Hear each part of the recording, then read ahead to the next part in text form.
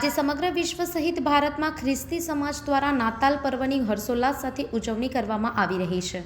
સંસ્કારી નગરી વડોદરાના ફતેગંજ વિસ્તારમાં આવેલા ઐતિહાસિક રોઝરી કેથેડ્રલ ચર્ચ ખાતે પ્રભુ ઈસુ ખ્રિસ્તના જન્મદિવસની ભાવપૂર્વક ઉજવણી કરવામાં આવી હતી।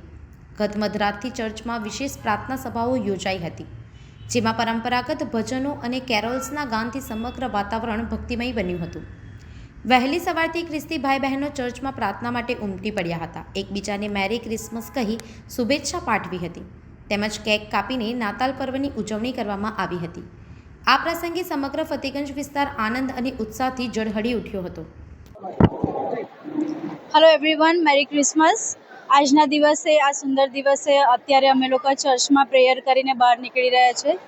આફ્ટર દેટ અમે લોકો ફેમિલી સાથે ગેટ ટુગેધર કરીશું, અમારા રિલેટિવ્સને મળીશું અને બધા એકબીજા સાથે સારી રીતે હળી મળીને ક્રિસમસનું સેલિબ્રેશન કરીશું। And thank you so much everyone for watching this. Merry Christmas. સંવાદદાતા સાથે અભિપ્રાય ન્યૂઝ, વડોદરા। આવા જ વધુ સમાચારો જોવા માટે સબસ્ક્રાઇબ કરો અમારી યુટ્યુબ ચેનલને અને જોડાયેલા રહો ફેસબુક, ઇન્સ્ટાગ્રામ અને ટ્વિટર પર।